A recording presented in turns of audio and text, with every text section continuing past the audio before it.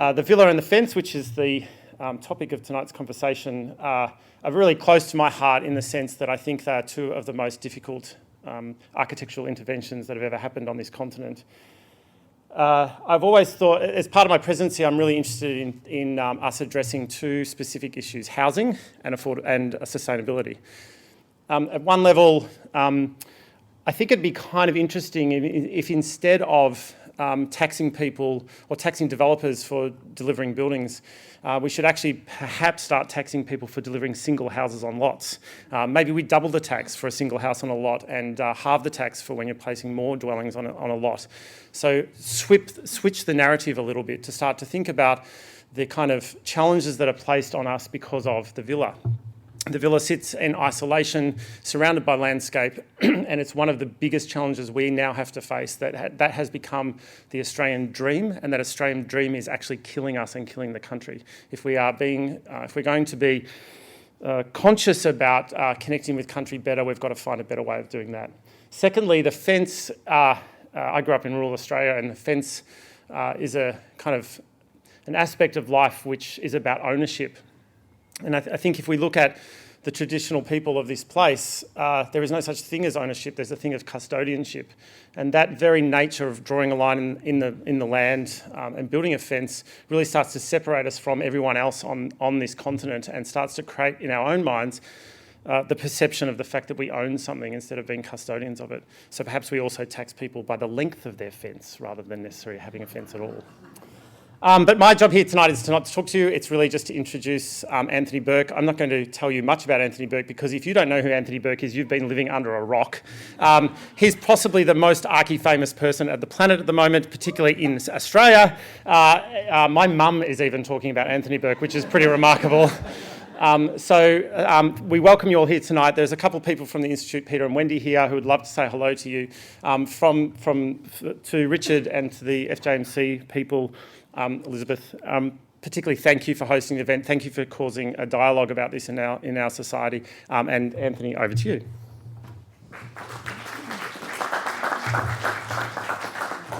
Thank you, Adam. Good evening, everybody. Welcome to this stellar event. Firstly, Adam, just a word of advice. If that's the way it is, you need to get out more. But you're out. Great. We're making strides. Tonight is... I've been handed the worst job in the room, which is I've got to manage them. And you know them as much as I know them, and that's going to be its own kind of piece of work. Oh, look at Angelo. He's already looking at me like, yeah. I've got your number, mate. That's what he's thinking, right? Isn't that right? I want to say thank you to Richard for firstly setting all this up and for FJC for doing all the backstory to make this all possible, for getting us all together in a room. The real reason we're here, I think, is because as Richard and I started to talk about this quite a few months ago, we rarely get an opportunity to have a conversation about what we do in the discipline. I'm not an architect, I'm a professor of architecture, but what we do in the discipline that gets us out of our everyday, that gets a step above and lets us think just a little larger.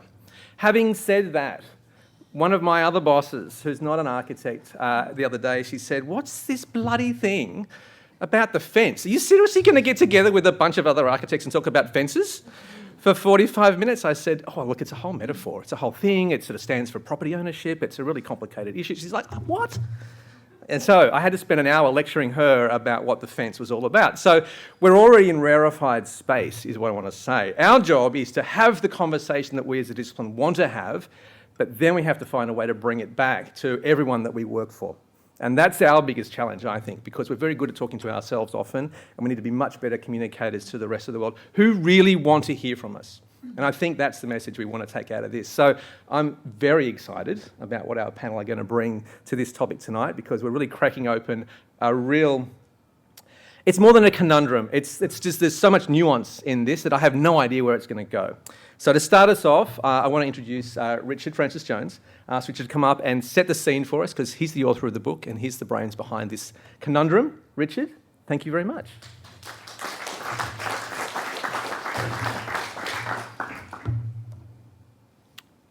Thank you, Anthony, and welcome to everybody.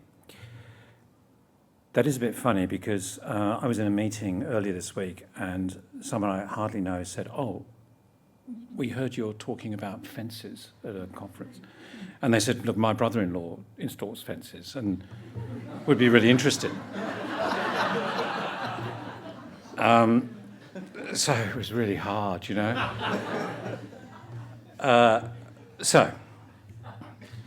Anyway, the thoughts that I'm going to share with you this evening are part of a collection of essays called Truth and Lies in Architecture that were penned during the lockdown of the pandemic, when I was shut in our apartment. But, and this is one of the essays, and luckily enough, where I live is not far from this rock pool in Maroubra. And Maroubra is part of the coastal lands south of Sydney, for which the Bunjgal and Gadigal people are the traditional custodians. And it was a wonderful place to maybe reflect on things. And I never really intended it to go anywhere, but it has. And one of them was on this issue of the fence and the villa. So the fencing of architecture and the villa of the architect. And I would like to begin with a quote from Jean-Jacques Rousseau's The Social Contract. The first person who, having enclosed a plot of land, took it into his head to say, "This is mine," and found people simple enough to believe him, was the true founder of civil society. What crimes, wars, murders, what miseries and horrors would the human race have been spared had someone pulled up the stakes or filled in the ditch and cried out to his fellow men, "Do not listen to this impostor. You are lost if you forget the fruits of the earth belong to all and the earth to no one." Perhaps the two most destructive architectural typologies we have developed are the fence and the villa. They have figured and disfigured land settlement in a way that has partitioned and controlled the landscape for exploitation, driven human alienation, inequality, and environmental degradation on a now breathtaking scale. Let's look at the origins of these two destructive typologies a little closer, starting with the fence and its less abstract authoritarian parent, the wall. The wall is a device for defence and protection from the hostilities of nature and more often from our fellow human beings. Its efficacy depends on its strength, height, weight and depth. Our human settlements over the ages have projected and defended social power and authority through the walls that enclose them and that protect localised concentrations of authority. A shortening of the term defence, fens is the 14th century origin of the word fence. The fence is a distillation of the wall. Perhaps the fence is an effective restraint to animal life, and here we are looking at an image of the dingo fence that stretches 5,600 kilometres off 3 Australian states. An animal restraint that is the longest fence in the world. But actually, as physical protection against natural and human hostilities, the fence is weak and next to useless. Its power is not physical at all. It is symbolic and representational. It is a marker of an invisible force. Fences represent boundaries that will be enforced. Empowered by this invisible force, the fence quickly replaced the need for literal physical strength of the wall. The power of the fence lay in its economy, speed, and scope to redefine the landscape. In 17th century Europe, the long-established system of land management through open field agriculture, whereby land was common and shared, with fields divided into strips and cultivated through mutual obligation, underwent a dramatic transformation as it gave way to legal servitude and the processes of partition. Gradually, fences redefined, enclosed, unpartitioned land for exclusively private use. During the parallel processes of European colonisation, fences were a key instrument for the invasive claiming of land from nature and from its human custodians.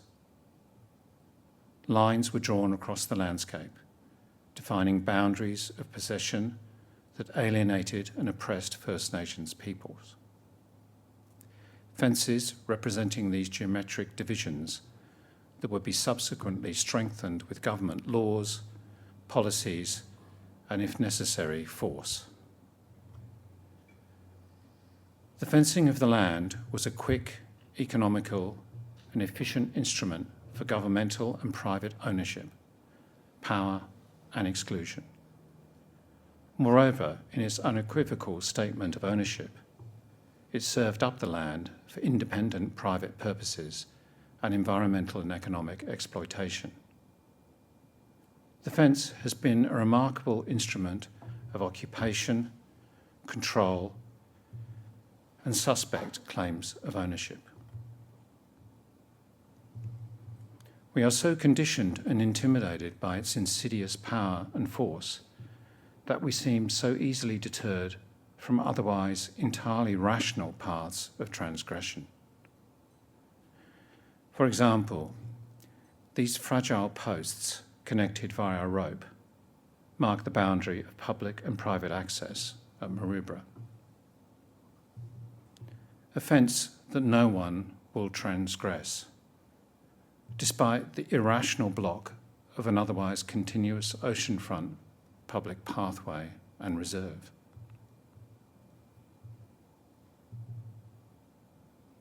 The villa, the second destructive typology. The villa occupies a special place in the history of Western architecture, in particular during the Renaissance and modern periods. The idea of a dwelling away from the noise and dirt of the city, away from the village, away from bustling society, isolated in a more natural landscape setting, was a compelling proposition for the wealthy. It offered a healthy withdrawal and a promise of greater communion with nature. But this was a very privileged, mannered, and rarefied form of communion. It was not a farmhouse or working communion with the landscape, where the ground was figured and shaped for agrarian production, and likewise the dwelling was figured by the landscape. No, the villa was to command the landscape, its force and even geometry radiating from its central high ground position, extending the vision and influence of its inhabitant. The form of the villa was perhaps at its most idealised in the work of the Italian Renaissance architect Andrea Palladio, and in particular with the Villa Rotunda, which epitomised this ideal in a centralised temple-like form. Sited on a high point of the landscape and raised on a podium, its porticos and rooms give commanding views over the manicured landscape of lawns, meadows and trees, with the city of Vicenza in the distant horizon. A perfection of mathematical composition, balanced symmetry and form, the villa controls and spatially defines and transforms the natural landscape. In the 20th century, the modernist villa continued its typological command of the land. The contrasting interrelation between landscape and object form was further reinforced as the landscape was released from geometric manicuration, and the literal surveillance of this untouched landscape increased through the continuous strip windows and fully glazed walls that the technology of modernism enabled. The pure villa expression of this continuous adaptation is epitomised in Le Corbusier's exquisite Villa Savoie of 1931, which was raised up on Pilotti so the piano nobile could survey the landscape through continuous and defensible strip windows. easy to look out, but more difficult to see the surveyor within. Or perhaps it was most clear in Mies van der Rohe's poetic lightness of touch on the landscape with the Farnsworth house. The irony of this almost transcendental suspension of villa lies in the commanding nature of its absolute transparency, which demands ownership, control, and privacy over its extended landscape site. Completed in 1951, the villa is carefully sited within 24 hectares of beautiful grassland and forest landscape next to the Fox River in Illinois. The singular spatial villa is comprised of 2 suspended planes of floor and roof. Whereas the geometric radiating plan of Villa Rotunda has a void, an atrium at its commanding centre. In the Farnsworth house, this arrangement is reversed. The villa is turned inside out. The atrium is replaced by a solid services module, and the solidity of the facade is replaced by pure transparency. In Mies van der Rohe's villa, the occupant is constantly projected out into the landscape through this continuous glazed perimeter. All seeing and being seen, this extraordinarily beautiful villa is a perfect expression of the social withdrawal of the wealthy into an extended privatised landscape, where it is both the overlooking and the dismissive visibility of the occupant that makes it clear the location of power and control of the landscape is with the occupant.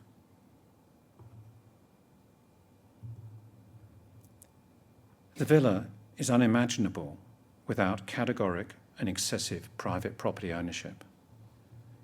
It epitomises the power of the wealthy individual, a power over the landscape, to control, command, bend it to will, and monitor it through both literal and phenomenological surveillance.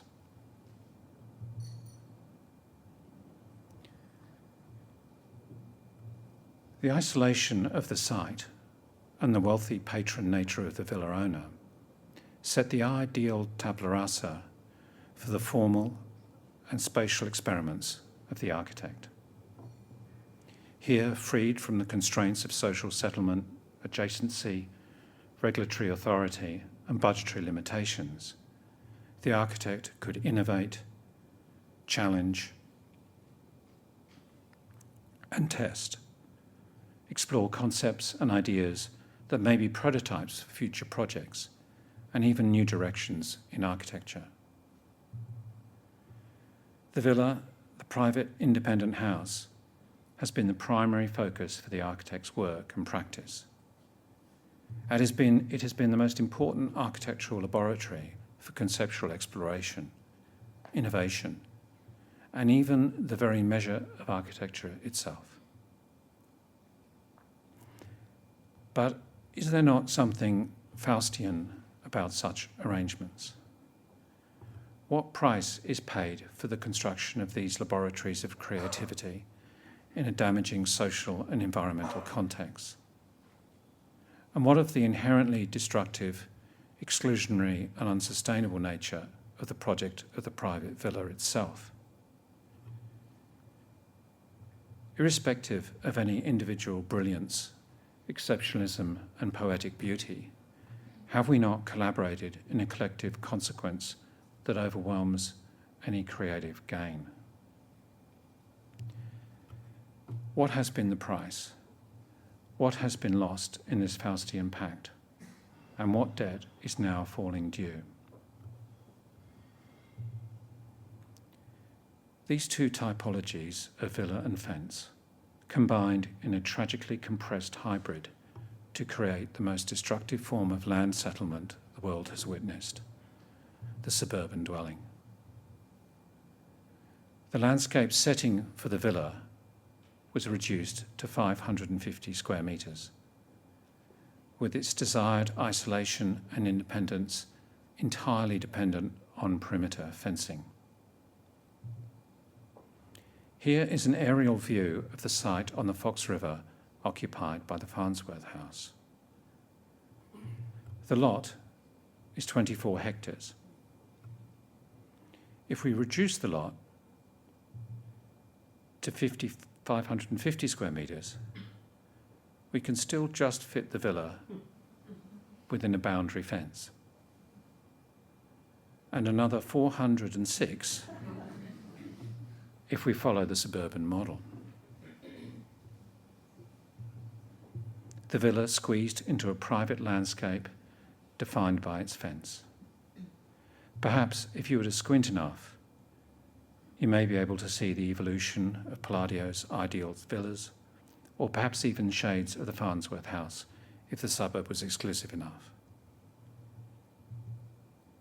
This distorted, idealised form of modern private property ownership, independence and control extended like a virus.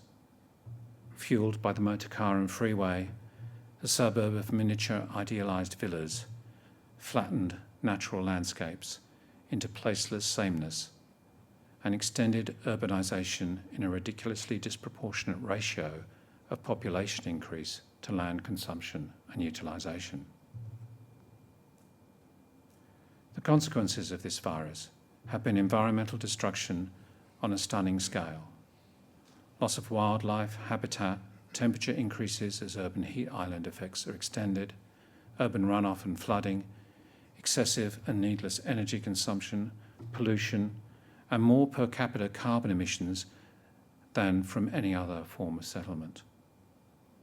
Meanwhile, the human psychological cost of such fenced isolation and loss of community further feeds our contemporary sense of alienation and helplessness.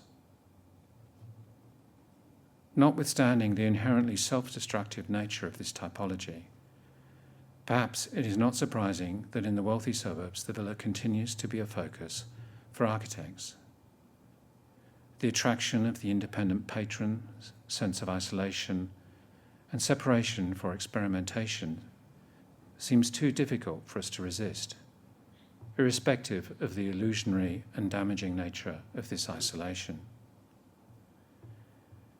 Does it matter if the villa is the work of a good or bad architect?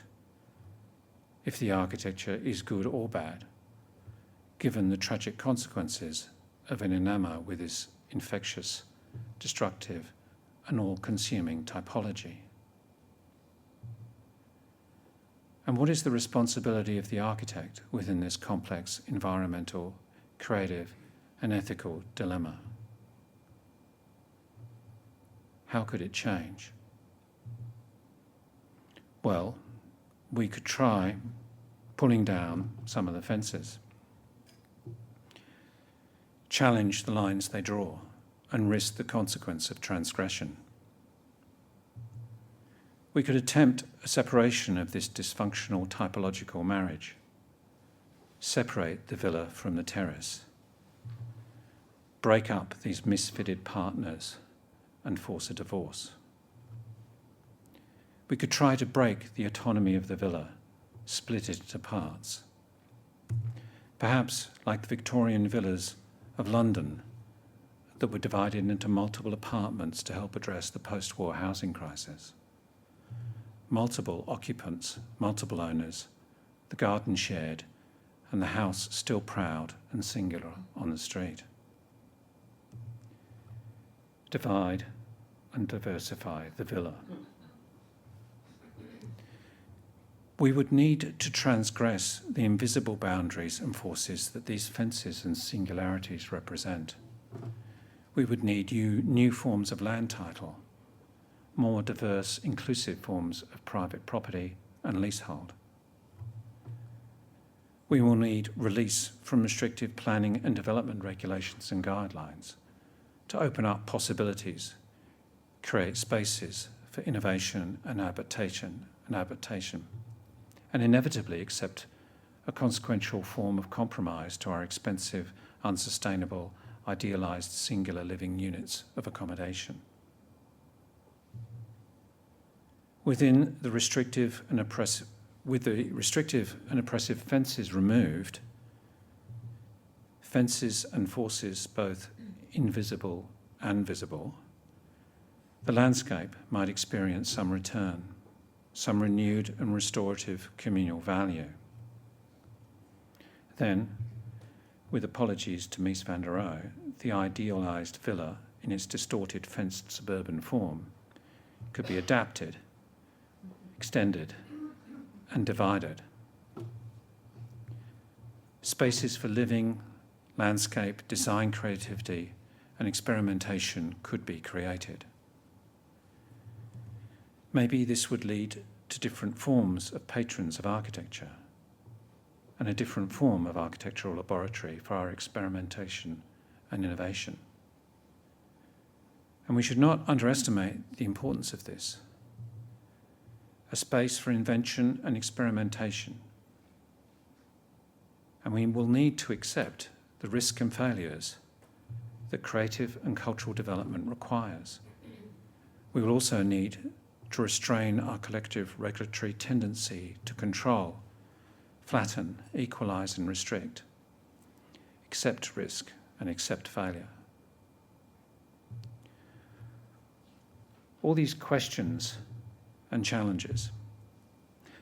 But I will close with perhaps the deeper question posed by the Austrian architect Adolf Loos in 1910, and is a hard question to answer, and perhaps impossible for us misplaced Western modernists who are forever in search of a home we have long since lost and now forgotten. May I lead you to the shores of a mountain lake. The sky is blue, the water green, and everything is profoundly peaceful. Mountains and clouds are reflected in the lake, and so are the houses, farmyards, courtyards, and chapels. They do not seem man-made, but more like the product of God's workshop, like the mountains and trees, the clouds and the blue sky. And everything breathes beauty and tranquility. Ah, what is that? A false note in this harmony, like an unwelcome scream. In the centre, beneath the peasants' homes, which were created not by them, but by God, stands a villa. Is it the product of a good or a bad architect? I do not know. I only know that peace, tranquility, and beauty are no more. Why does the architect, both good and bad, violate the lake? Thank you.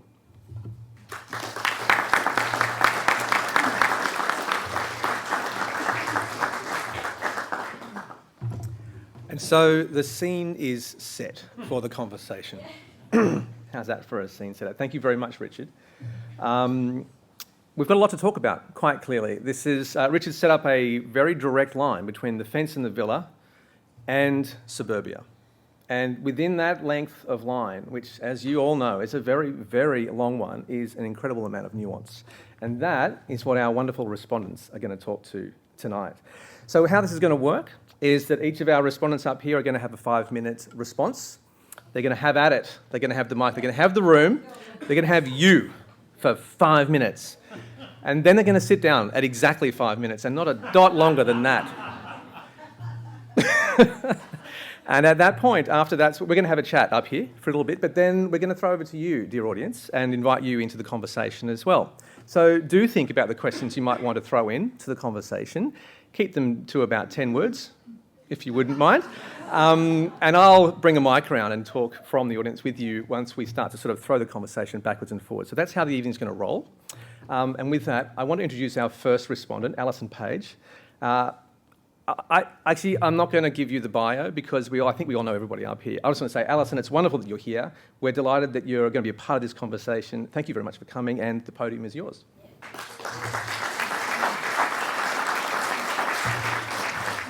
I love the short intro. Fast game's a good game. And with that, I'll slow things right down and condense 65,000 years of history into 5 minutes.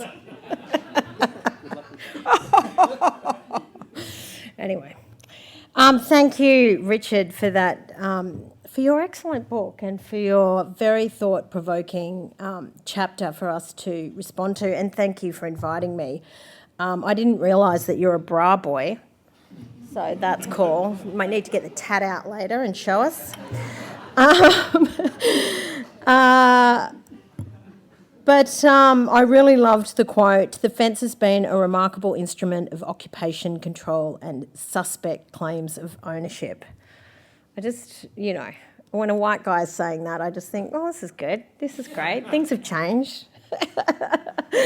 But to begin with, I would like to acknowledge where we are tonight. We're on a beautiful ridge that stretches from Chubagali, which is the place where the knowledge waters meet, which is where the Opera House is, stretching right over to Hyde Park. And, when the tank stream... So the knowledge waters obviously referred to the tank stream flowing into Waran, which is Circular Quay, and, that mixing of the fresh water and the salt water made really beautiful nutrient country.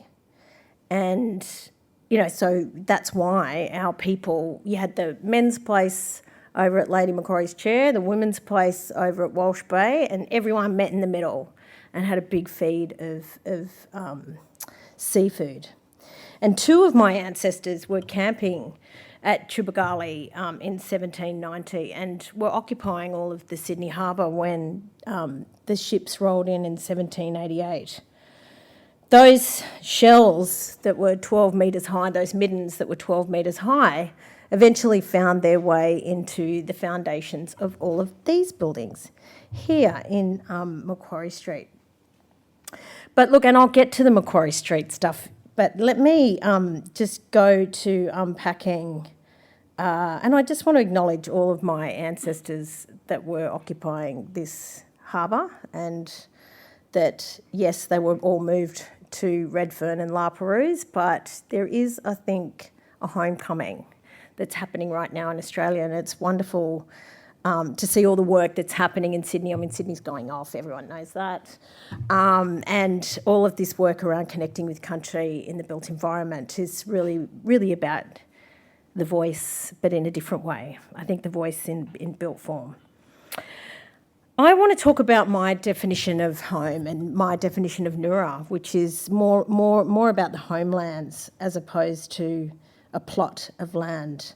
Yes, it was a defined place, but it wasn't a single plot. It was country.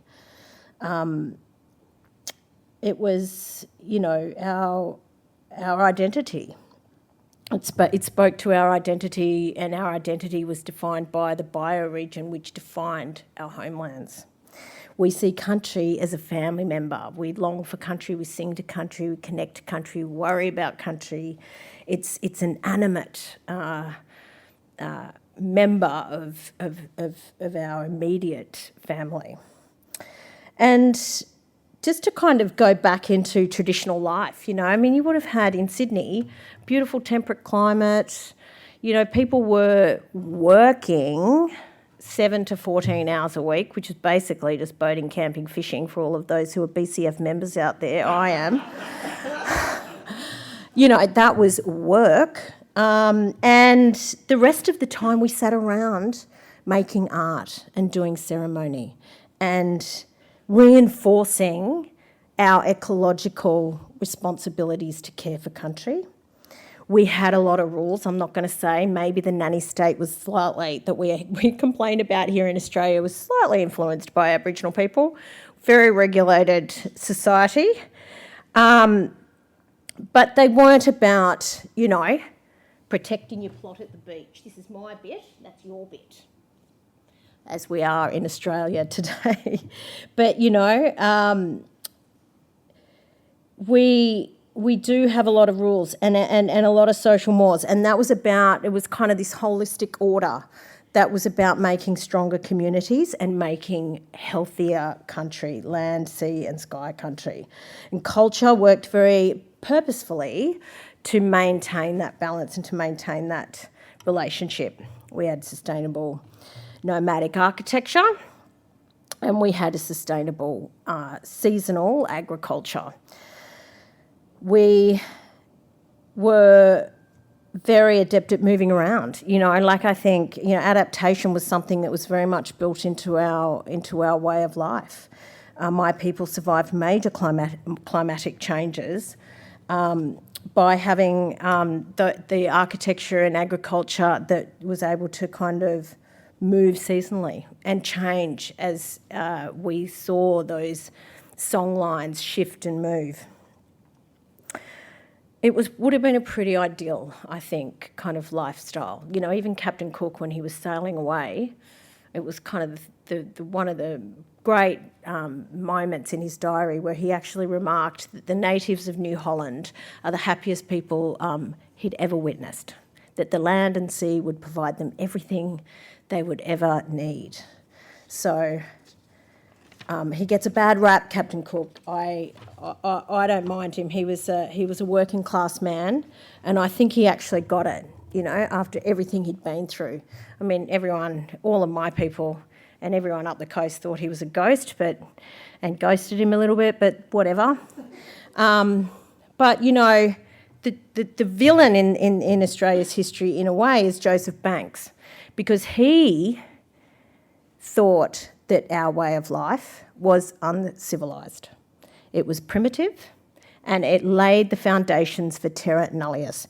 I mean, this is from a guy, there's only 2 rooms in the Endeavour that you can stand up in. Well, I can't even stand up in the rest of it, believe it or not. Like, you have to kind of crawl around. And Joseph Banks put his dogs in one of the rooms. I mean, what a tool. Anyway, fast forward to 1788. We start bringing borrowed landscapes and transplanted colonial architecture, and we start layering it on top of Nura, my land. And this was really to make the most beautiful jail on earth. England had to stop sending prisoners over to America, and so Banksy put his hand up and said, I know somewhere you could go, where there's very few people. They're very uncivilised anyway, so why don't you start sending them to Australia? And so this is our true history. So where we are tonight, this whole precinct, when in the early days of the colony, when things were getting very rowdy down on the shoreline, the governor at the time wanted to kind of define a civilised society and to kind of, pull their socks up and straighten up and fly right. So, they built this precinct. They, built grand buildings. They turned their backs to nature. They addressed the streetscape. They basically got all of the middens from Chubagali, crushed them up and put them into the foundations of all of these buildings here. In fact, you can walk around a lot of these buildings and still see whole shells in these buildings here. And that was to kind of define Australia as a civilised society. But now we have a civilised society, so that's great, isn't it? We've got this amazing concept of home now where it's nuclear families and we discourage sharing. We have plots of land with a religious obsession with real estate and owning big plots of, as big as we can. We have to, work 50 hours a week to maintain the mortgages on them. We've got to commute 50 minutes a day on average to get to work. Maybe we can squeeze some boating, camping, fishing into 7 hours on the weekend if we're lucky. And you've got the access to nature, which a lot of people don't. There's a dwindling sense of community. Art is wallpaper and entertainment. We've got the Australian ugliness, on steroids. And we have fences, many fences. Fences that separate us from nature. Fences that separate us from each other. We've got static houses that are subject to flooding. But we could always build more fences between us and the rivers. So that's a good solution. you know, and that's probably what we're going to have to do in Lismore and places like that, unless we actually start thinking about, you know, a nomadic, more adaptable form of housing. We've got detention centres, razor wire fences, keeping people out because we stole this land and then we just made sure we built a fence right behind us and leave people out. We're very cruel, actually, as a society in defending this patch of land from invasion. The fence and the villa, real estate, it's eroding our sense of identity, our sense of, you know, what it means to be Australian. Australia seems obsessed with the fence.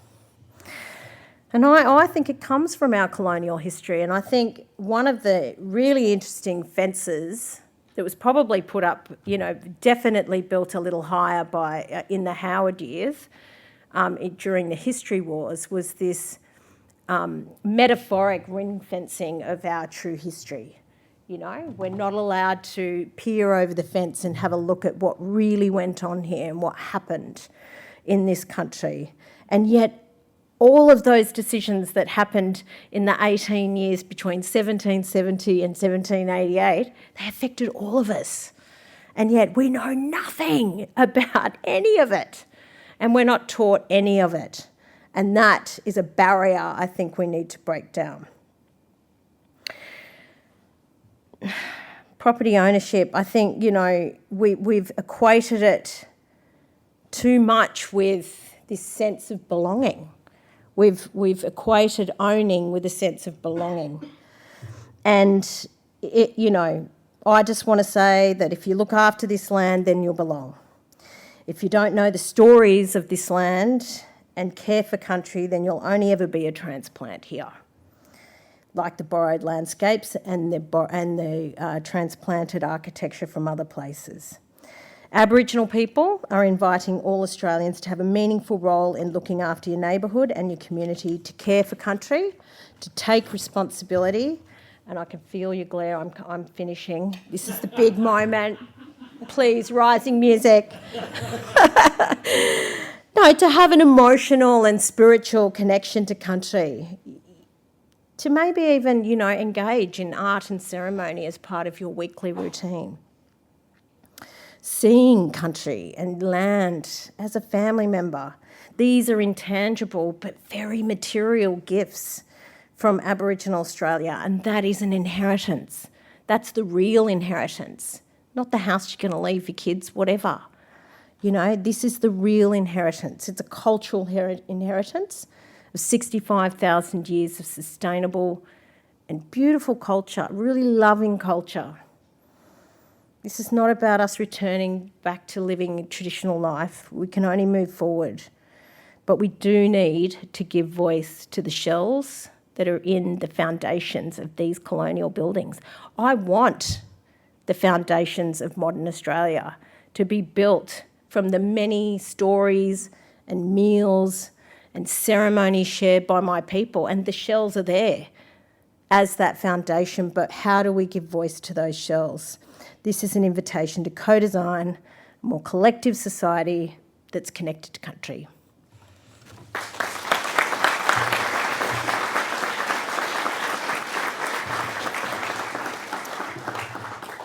You can see how diabolical this gets so quickly.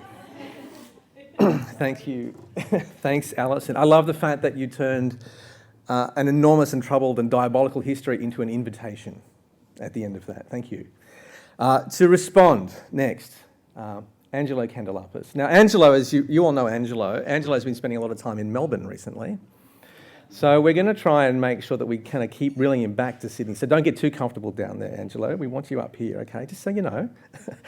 Next writer of reply, please welcome Angelo Candalepas.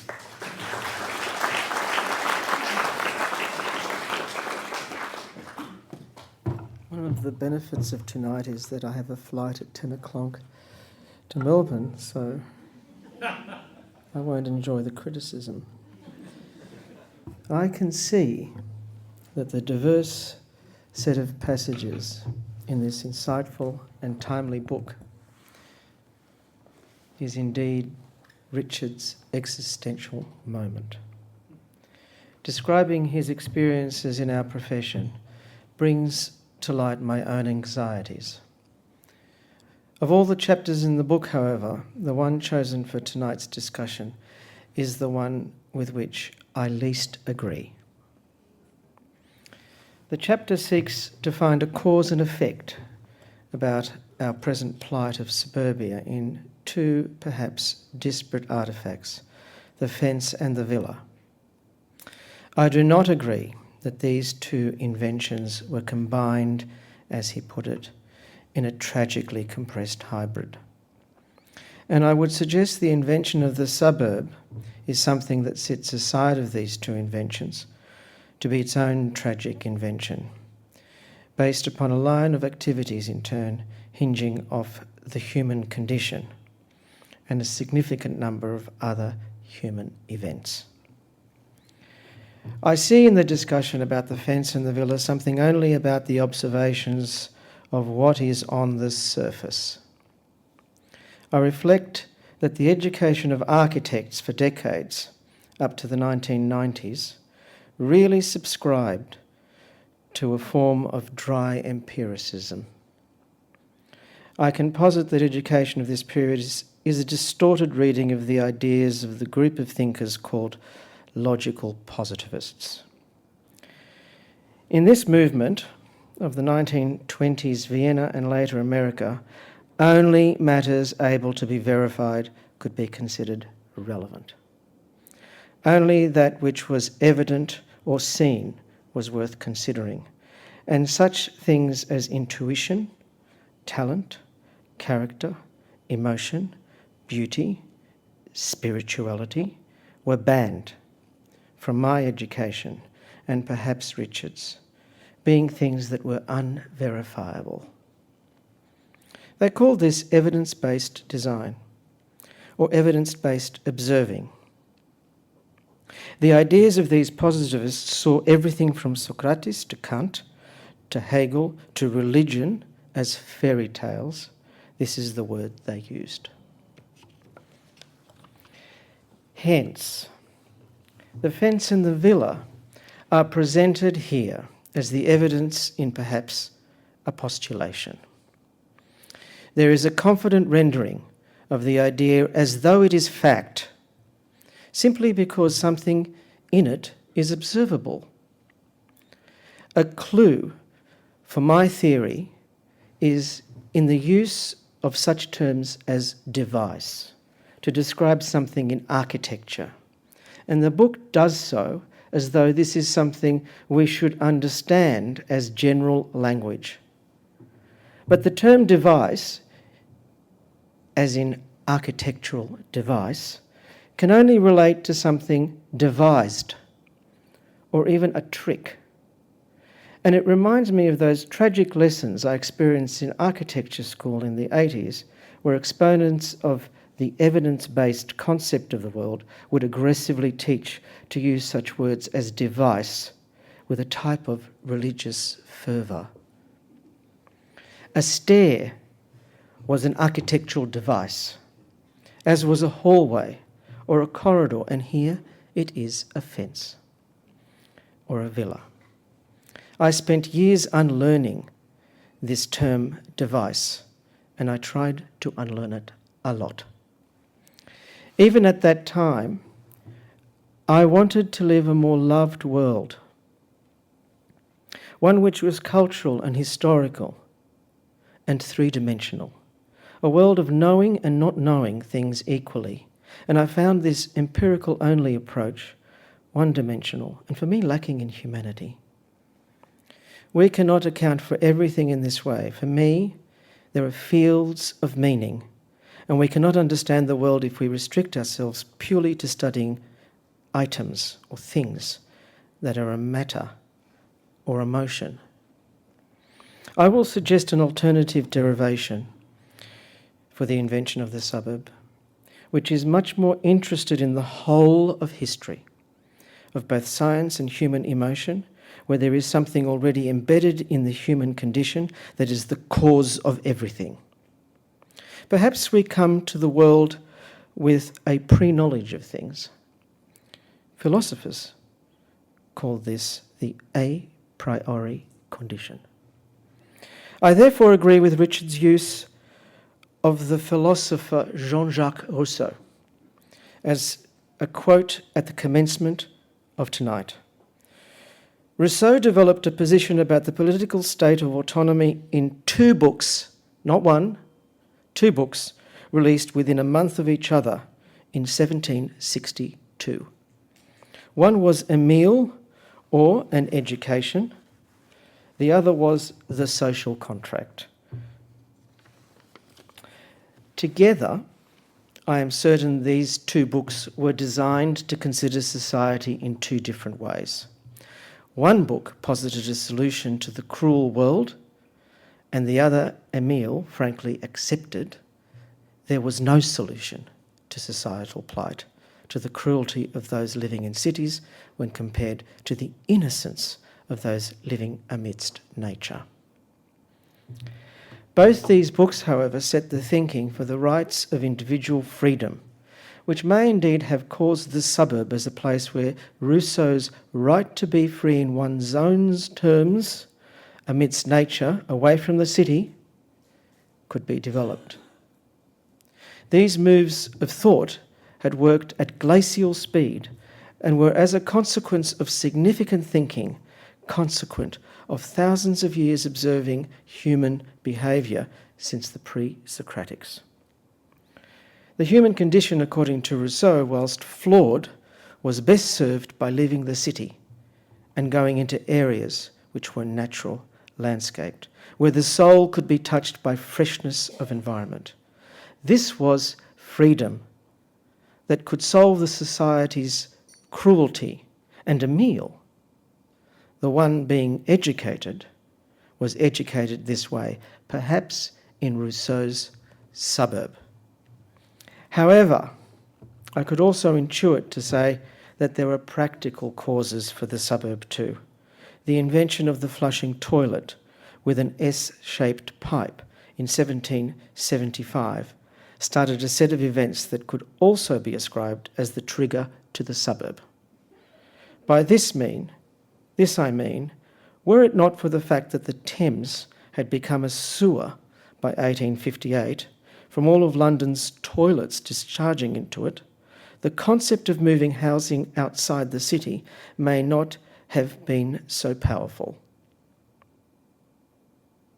Many years later, a solid piece of work in Ebenezer Howard, The Garden City, may indeed have been a further prompt, or was it caused by this thing?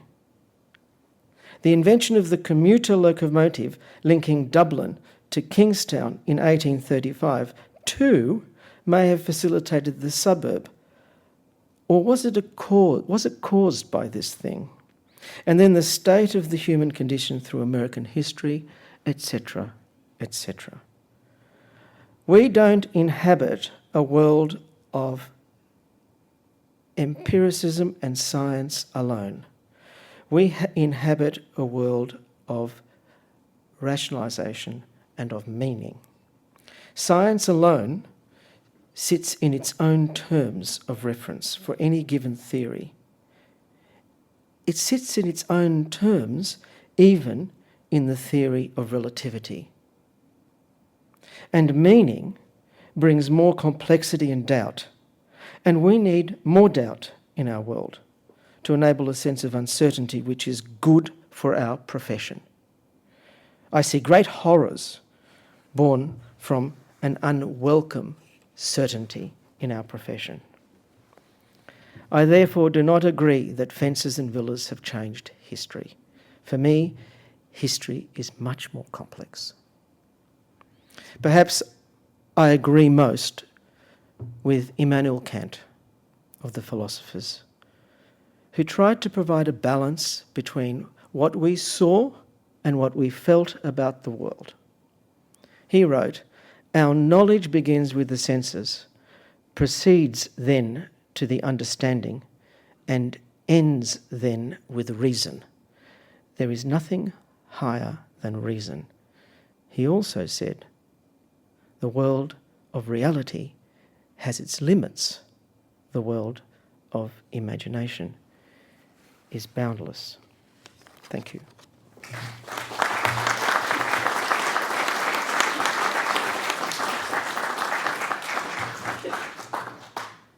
Thank you, Angelo.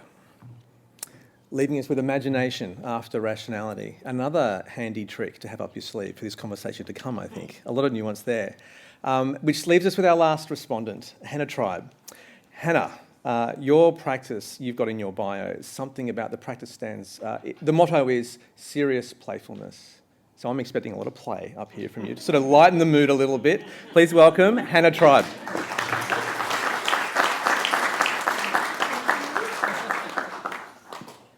You don't need to encourage me. Thank you very much. Warm introduction, and what a great lineup of speakers. I think as third speaker for the opposition, thank you. I'm not Angelo, I'm Hannah, hi.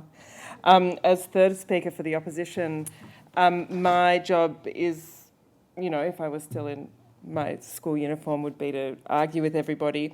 But instead, I'm going to give you another point of view. I think from Richard, we've had this beautiful reading of a physical typology and its unhappy marriage or unhappy love affair between the fence and the villa, creating the suburban typology. And I think that's an architectural typology conversation. And then Alison gave us this beautiful Australian context, a long history of Australians' relationships with land, 65,000 years, and then the last 200 and the changes that have happened there. And then I think Angelo's understanding of the evolution of the suburb in a technological and historical sense was really excellent. And I mean, we're all going to look at our toilets differently from now on.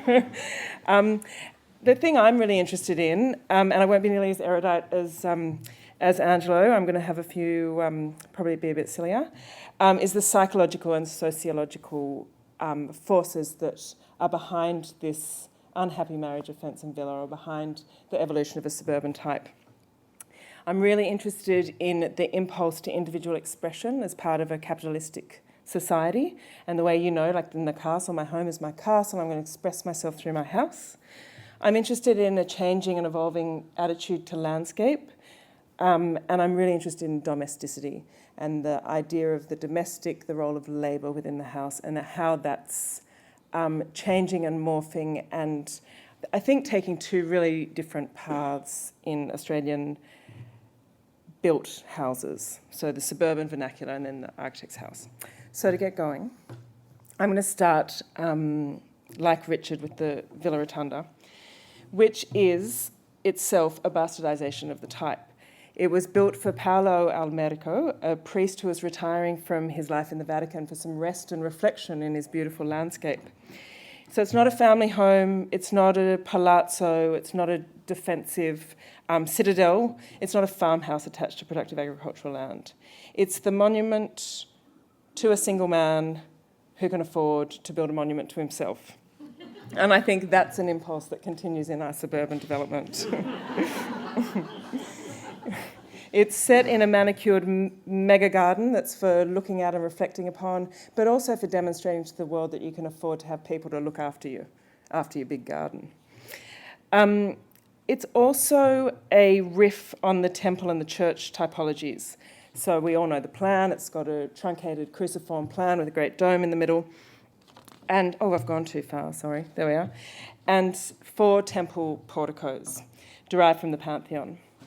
And you can't help but wonder if Palladio wasn't having a little go, taking the mickey a little bit.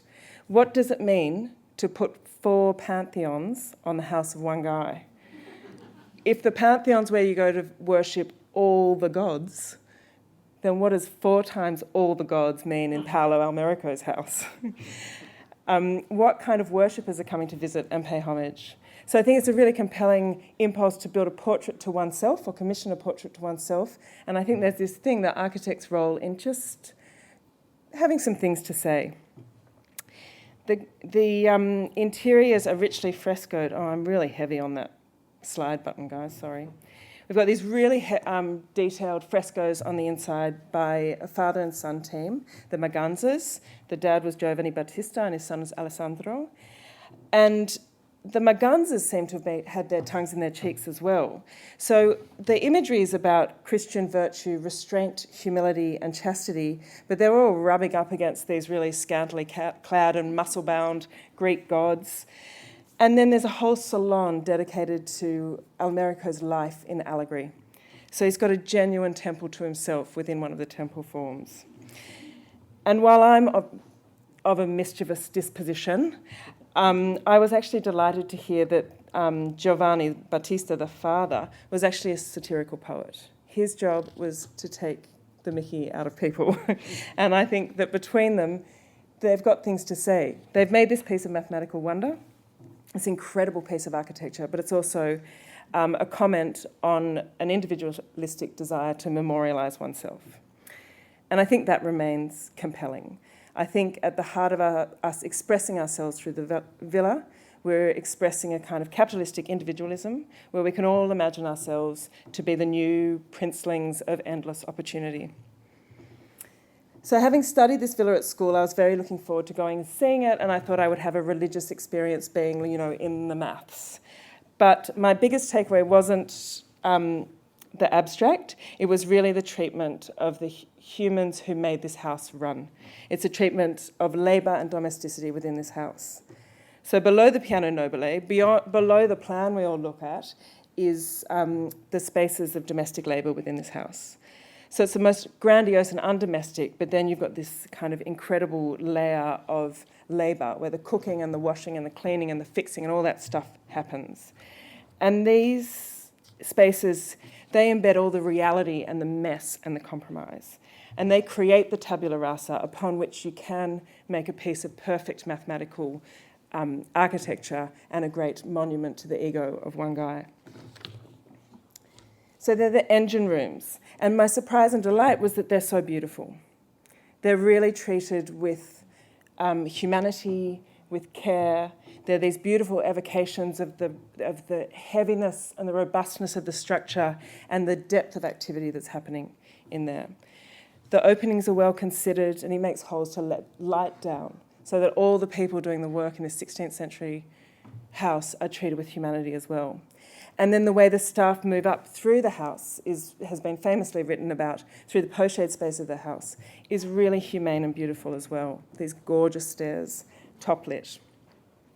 So while the staff and the labour are made invisible to the patron, they're treated by the architect with an elegance and a dignity. And the character of these spaces and the interwovenness of the served and the servant is really beautiful and dignified. So how is this ideal devolved into this for the mass market? This is a slide from McMansion Hell. It's a good one, isn't it? And also how far from Sydney School architecture or a kind of local architectural villa. Sorry, I've done it again with the heavy finger.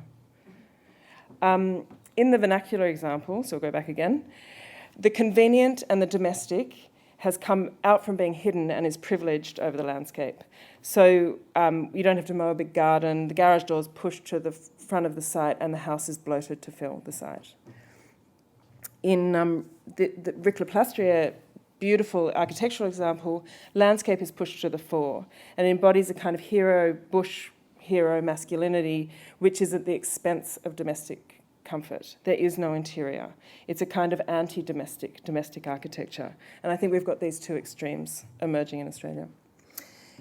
I would like to argue contentiously that both are grandiose expressions of self.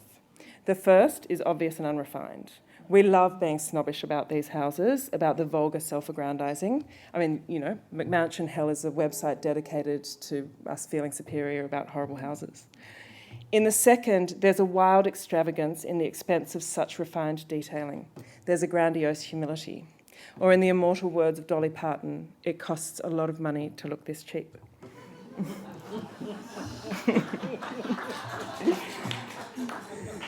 And I wonder if architects' denial of domesticity, our interest in the uncompromising diagram, the elegant mathematics, and a desire not to pander to a messy, uncontrolled, feminising domestication has made us something of a redundancy in the suburban housing market. Not that we want to be there, but I think we've excluded ourselves from the conversation. And perversely, all of this is happening in a society and a patriarchy that perversely controls women by elevating the domestic to a level of cult. I know there's a lot to unpack there, and I'll be seeing all the sisters for the rage drink afterwards. So what about landscape? This is a wild divergence. Now we're going to talk about landscape for a minute. The great housing booms of our country have been built on an understanding of site that I think is a bit unusual. So the great Victorian housing, so here's a big housing boom, sorry, this is the current one, out of touch with my slides there. The Victorian housing boom was built on the gold rush. So the decimation of stolen country in one part of the nation creates the wealth and the funds to build and creates the capital to create decimation in stolen country in another. So this is what we did in the first big mining boom. We cut up one landscape to create another and cut it up. And now what we're doing now, cutting up this kind of landscape, stamping our house plans, and this response to a demand for housing that's bloated with domesticity, it's blousy and expensive typology, and all of this devastation of landscape is paid for by this. So then to think about the suburban fence as a perimeter to that, a defensive route that's keeping us safe from danger, it feels like a sad little symbol of impotence and self-delusion, a really terrible misunderstanding of sight.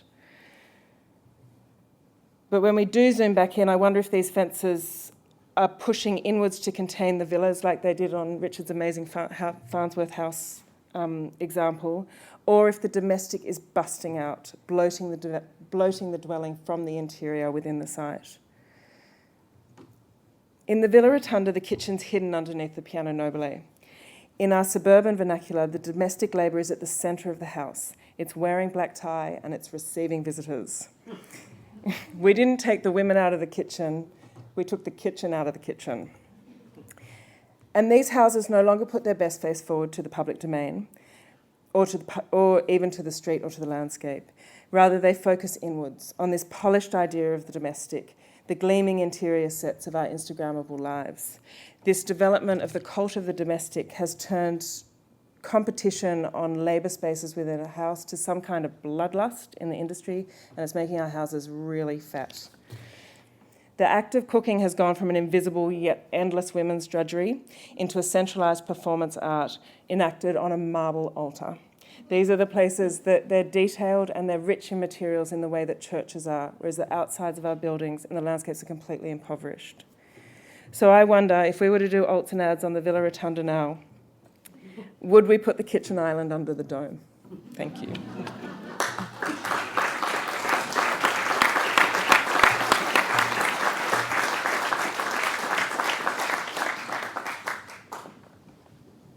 Fantastic. Thank you, Hannah. So now the villa is the insidious interior eating at us from the inside out. So we've got all different dimensions going here. I'm going to ask my panelists to pick up your microphones and we're not going to do one response at a time. We're going to have a conversation here, and I'm going to make that happen. But I'm going to start with you, Richard. Is this what you expected?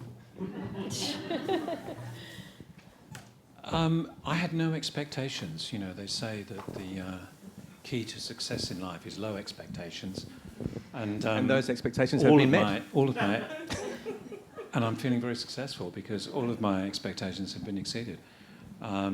So it's exactly what I was hoping for. I think, when I thought about this issue, I tried to provoke myself as well as other people. So I actually chose buildings that I really admire and really love. And I chose confrontations that made me feel uncomfortable and made my role in the profession feel uncomfortable. And issues that were difficult and hard to answer. And so, it's actually a sort of therapy to share it with my colleagues and really, have these takes on this issue. Funnily enough, I was listening to Angelo very carefully, who said he disagreed with me, but I couldn't actually figure out where he was disagreeing with me. Well, Well, I can tell you. I don't know how this machine. No, you're just speaking to it. No, you just speak. Just speaking to it. I think what you're saying is that the fence and the villa caused the suburb. I think what I took from it is that something more than that caused the suburb. I think the human mind caused the suburb, and the way that we have seen the movement of thinking, firstly, and then how people behave as a consequence of thinking has caused for us to reflect that in the work that is performed by architects. I don't think architects lead anything in that regard. So this isn't an architectural problem? It's why we're interested in the history of thinking, I believe, is because it's not an architectural problem. I think we can't solve it. I really don't believe we can solve it. I think we don't address architectural problems in the way that we should. And what we do is have this concept of ourselves as being able to do more than what we can. I must admit, I didn't see that in a causation way. I didn't see these as in any way causes. And in fact, I think, if we take the fence, which of course what I'm trying to point out is it's actually symbolic of something else, something that's quite invisible. And in that way, it's really insidious, right? It's really difficult. And then when I talk about the villa, and the reason, I find this a struggle is because the villa has actually represented a longing to connect with a landscape from which we've become alienated, right? And in a way, Alison, that you have not, right? But the reality is, through a Renaissance period, through modernity and Renaissance, we have become incredibly alienated from the natural world. And what the villa represented was a longing for a reconnection, at the same time as inability to make that connection real. And that is why, in a sense, it's the most poetic cause, and why some of our most talented architects in this country and internationally have created some of the most poetic representations, in a way, of that connection to the landscape. But what I would say as a representation of a longing that can never actually be met. Yeah, because it's about, the fence and the villa and the running away into sort of nuclear homes nuclear families and homes where we're all self-reliant, if the suburb and the city were two different ecologies, the suburbs would be temperate forests where all the animals are self-reliant. They all collect their own food. They all, they don't need other animals in order to survive. Whereas the city is more like a rainforest where, there is this reliance. You have very specialised animals that have a reliance on the other animals in order to feed themselves and water themselves. And, whereas out in the country, we can collect our own wood, make our own dinner, do all of our own. And so, in a way, the fence represents fear of actually relying on each other, like that mistrust, this fear that we're going to let each other down, and for the most part we probably will, because the conundrum is a cultural conundrum. Human beings need, this is why in all Aboriginal languages in Australia there is no word for art. There's no word for art. Art is so functional. It's such a functional part of storytelling and art and getting together and connecting around ceremony and, is a daily part of life. And everyone had their roles and everyone had a defined role. And so if you don't want that, then you can all run off and have your own little patch and you don't have to talk to anyone else and you just deal with your own life, and that's just that.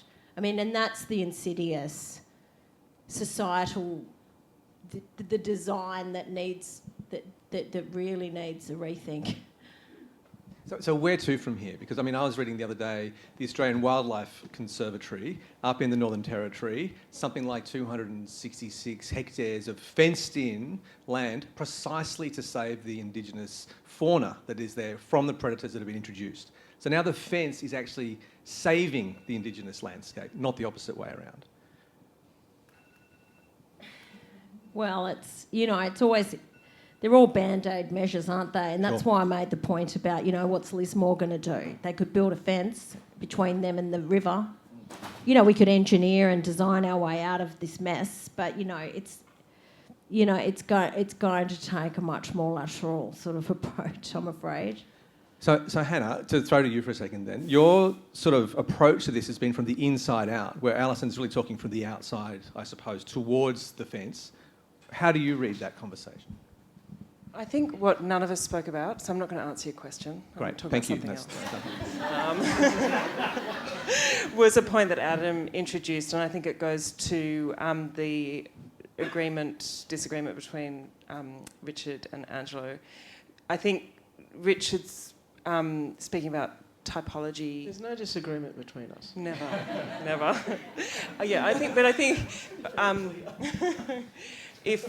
I think we haven't looked at capital. And I just assumed somebody would talk about capital and taxation because the suburb is Adam, maybe we throw to Adam on this. But I think the reason that there's definitely a bloating force that comes out of the cult of the domestic and competitive washing of clothes and stuff. Like there are magazines dedicated to it. That's going on. But the other thing that's bloating the houses in our suburbs is the capital gains tax exemption. So you've just got to make it as big as possible and worth as much money as you can, because that's your greatest and most effective grower of wealth. And until we break that, which I think is going to be almost impossible, houses will keep getting bigger and fatter. And I don't know that architects have a role to play in a solution to that. I do think that that's outside of our control, and we'll be looking at different typologies around affordability, but some other force needs to happen, and it won't come from us. Okay, so it's not architect's problem, but as Richard sets up, the villa is this place of experimentation. And yes, it is rarefied, it is removed, it is isolated, it is beautiful in its isolation, if I can put it that way. But it is a place where a rich person can try something new, and they do it for all sorts of the wrong reasons. And yet, if we can't experiment there, where do we experiment? Do we experiment on the masses? You're making me feel much better about my career. As a builder of villas, yes. Let's just get it out. Let's all just get it out on the table, Hannah. We're here for you, Hannah. It's all right. Why do we need, Angelo, do we need sorry. to experiment? I mean, that's coming very, very interesting.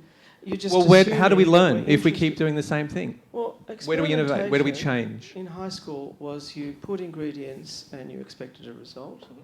I think what I think we should be focused on is not that type of behaviour as architects, because it's very pretentious to say that we're experimenting. So what's its opposite then? What I think we should be saying is that we're looking at the subject of architecture and what is it able to offer in the tradition and culture of our race as a people or as a group.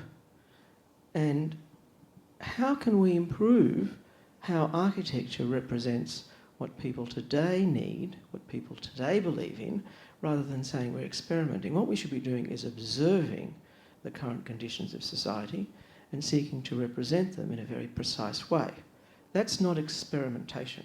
But it is change, and it is difference to the way that we practice, because the environment has changed in so many almost existential ways at this point.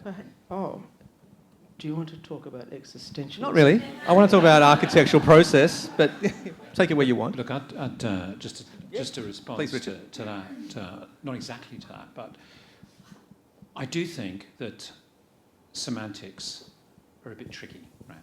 And because we're a profession that has often had to disguise its real intention to our clients, to our community, and to our regulatory or authorities, then we have a way of talking about things which can actually conceal the reality. And I do think that the history of architecture, certainly in the modern period, has benefited enormously from the work of private property development with private patrons. And if you think of the major architectural achievements, the sponsors of those have often been suspect themselves, right? And I'll give you one example alone, but it's because Edith Farnsworth, but it's an incredibly rich person. But you have an extraordinary poetic expression of modernity and its alienation from the natural world in the Farnsworth House. I think it's one of the most important works of modern architecture, notwithstanding everything I'm saying about it. And so I actually do think that space is important. And I think this country has benefited enormously from that space. Every early commission for a graduate of architecture is at Alton Ads, right? And a new house is an extraordinary opportunity for someone who else is not going to find a little building like that to do. And I do think it is provocative. I do think it's provoked architecture. I do think it's driven innovation, it's tested us and it's pushed us. So I think it's important. The question is, where is that space going to be? And what I'm suggesting is that we need to redefine private property. We need to make it more diverse. We need to make it smaller and bigger. Yeah, which is not going to happen one house at a time. No. We no, need... it's not going to happen one house at a time. No, and the thing is, right, is that I just think this room is very powerful. Architects actually are much more... You're far too submissive. I think you need to start a revolution. Okay, because we're headed for a shitstorm. I'm getting too old, Alison, to start a revolution. That's all right. We'll just bring you along at the back, all right? I'll have the We'll be up revolution the front. flag, Alison. You know what I'm like. I'm very keen for a fight, but it's got to be a fight worth having. And what I'm thinking is that when we talk about architecture, in a way I agree with you, Richard. In another way I say I try very hard in my career to not talk in parallel motion. When we speak to people, I really try and, for myself, explain to them why it is that I'm doing certain things. And if I can't understand it myself, and it's not logical, it's not simple, it's not in architectural language, then I think I abandon it. So for my purposes, it's very important for me to be communicative to people everywhere. And whether it's authorities or my clients or people, I need to explain to them why it is that I'm doing a certain thing that I'm doing or seeking for a certain outcome. And a lot of the times in development, we have to have one leg in, and how I put it to clients the other day is I have one leg in philosophy and risk and one leg in the pragmatics. But always my weight is in the pragmatics because I think philosophy and risk can take us into this nebulous ground that isn't able to ever end its circumstances for us to be able to, at some point, do a drawing, get a building built. After all, ours is not a profession of just thinking. We have to have work built. And that means we have to make decisions, and sometimes they're wrong. So my position in it is to say, okay, I'd like to think about it in an experimental way, but I don't experiment. I really would like to not experiment. I don't want to know not the outcome. I want to know what the outcome will be. I don't want to suddenly discover that it didn't actually work. Because, in fact, I think we all have a responsibility under the Architects Act to behave in a certain way. But at the same time, I think that we have this language which is opaque to the community. And I would like to see less of it. Agreed. Can I just mention one thing? The first house I got to design... You designed a house? ...was two houses. And it was dual occupancy in an area on the Central Coast where no one was allowed to do dual occupancy. They just changed the legislation around. And it was a nightmare to get it approved. Everybody hated it. The local government didn't want to do it. It was only because there was state legislation that you were allowed to do it.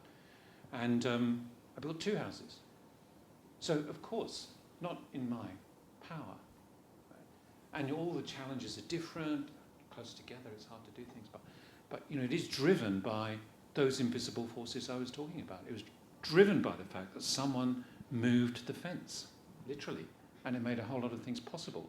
That's actually how we will change this. We will break up the suburb. We will create new possibilities. So from the past, Hannah, throw to you, because you're designing those villas that you've just admitted to a moment ago. When you hear this conversation, what do you think when you're staring down the barrel of a new client, lots of money, lots of wealth to be spent? How do you reconcile that? We ask what else might it do? How is it a useful exploration? Not experiment, because there's a lot of money at stake and we're very reliable. But yeah, what might it do? What might it teach us that we can... I like to joke that we do unaffordable housing, and nothing in the middle. And there are lessons to be learnt where you have the directness of a private client and more means that do apply. If you're doing a very large house, large building lessons apply to other kinds of large buildings. But I also think, to that point about alts and ads, that, I mean, Australia's got the best alts and ads. We're a pack of geniuses with keeping built structure, which I think is our responsibility, and it's the future, and we're really clever with it. But if you don't ask this woman a question, she will actually explode. So get your questions ready. Hi, can you just say hi? And go. Okay, thanks, Anthony. My name's Kathleen Loseby. I'm the CEO of the Architects Accreditation Council of Australia. So we're behind the whole standards. Who let you in? And Gosh. So I am constantly reminded, if not weekly, perhaps daily, of the architect's responsibility in Australia around First Nations and how we can uniquely and internationally, I'm also reminded that this is a great opportunity to bring those knowledge and understanding into how we develop architecture. And so, Alison, I'm sorry to put you on the stage, but thank you so much. I've really enjoyed tonight. It's the first time I've been to a really intellectually challenging conversation in a long time, so I really appreciate it. But Alison, I think this is a unique opportunity for Australian architects to actually look at how we can better outcome for the future of Australians, for our built environment. How can architects, both as academics and as practicing architects, learn from this to create a better outcome? Well, I think it's about, to go to what Angelo was saying, it's about... Can I answer this as an architect? After me. Can I answer it before you? No, you can't. She's the boss. So when you were saying you've got one foot in philosophy and one foot in pragmatism, I think it's actually about redefining where you're getting your philosophy from and redefining what is functional. I was talking about, sustainability and art making. All of these things are part of the function of a civilised society. So, yes, I think you can still practice the same way. It's about, we talked about trial and error, observation, experimentation. But what are the questions we're asking? Let's ask a different set of questions. Can I say one of the things that's critical in our profession, and it doesn't do it enough, is to just listen. And one of the things that I found incredibly powerful is to imagine yourself in the family, in the earth that is the people,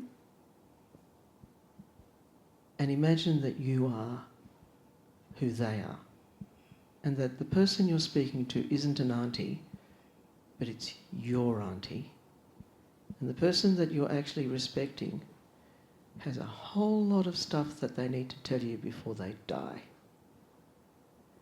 And it's really important for us to just spend the next 5 years listening to stories and making them ours.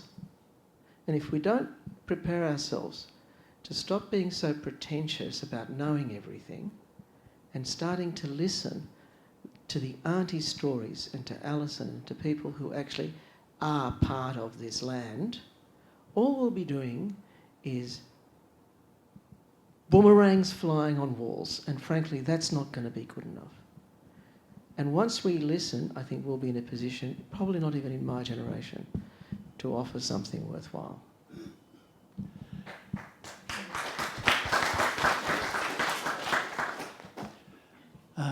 Glenn Murcutt. I'm probably the oldest person here, and I would like to go back to my childhood, raised by Papua New Guineans, by the indigenous people, and also my knowledge of, through my late great friend and my goddaughter in the Marika family, and having lived on the lands of the people, and understanding that in all of us, in every person, there are boundaries, including Aboriginal people, Papua New Guinea people, New Caledonian peoples, and Europeans and ourselves here. Whether they be psychological or physical, boundaries are both psychological and physical. In the New Caledonian world, to enter another person's area, one has to show one's face. To show one's face is to disclose why you're being there. That is a boundary. That is a boundary in very local Indigenous people. In boundaries in Australian Aboriginals, there are boundaries, in fact, related to landscape. For example, a river is a boundary. A mountain falling in like the Blue Mountains is a boundary. These are all very natural boundaries. And those boundaries we are bound up into. It's in our psyche as a boundary. It is not just a human-made thing, it is within us, I believe. Now, if I go back 62 years, when we had the marvellous professor of town planning, he said to us, you know, the biggest issue in this country is the suburban landscape. But he said, we all forget where it came from. And it came from the slums of England, of back-to-back housing, of dreadful experiences, and to come to Australia and have all this land and to be able to produce, living in the country whilst having an urban lifestyle was supposed to be the ultimate in the future. And of course, it didn't deliver. It failed on both accounts. Did not give us the lifestyle, certainly didn't give us the lifestyle, and it didn't give us necessarily the urban experience. And as the population grows, so it gets further and further away. And if you go out to Marsfield and places like Marsden Park and places like that, in my view, it's a painful experience to see what's happening now, to see houses that are only 1.5 metres apart with eaves of 450, so you've got about 150, 200 millimetres between gutters, is extraordinary. These are all boundaries that have gone berserk. And my view is that it is a whole government issue. It's a whole legislation issue that should be changed so that if you're going to have housing, it's got to be group housing. It's got to be shared walls. It's got to be oriented properly. It's got to be related to topography. It's got to be related to landscape. It has to deal with prospect and refuge. These, I'm not going to give you a lecture. No, but you're going to lead the revolution. Well, can I say I agree? Can I say I agree with Glenn? The thing is that where we can make a change is if we're in force together in unison and we're not fighting against the message with each other's detailed opinions. What we need to be doing is having a revolution about this. but we can't do it in the work. We have to do it through the politics. No, but that is, you know, I think that's what Glenn's saying, is that unless the landowners are forced to do it, let's be real, you know, the Connecting with Country framework is forcing developers to think differently. It's forcing them. The accreditation will force architects to think differently. And frankly, you need a little bit of push and pull, and a little more push, is particularly when these habits, these cultural habits that have come from England, as Glenn so poetically said, are so ingrained. We don't even understand how much we are ruled by another place, but we are. And to decolonise architecture in Australia, and the whole property and real estate, don't get me started, is going to take a huge amount of, I think, very loud stomping on the ground and shouting in the streets. I'll be honest with you, we are headed for a shitstorm if we do not stand up and do something about it now. The idea of architects standing up and shouting. There you go. To the next question.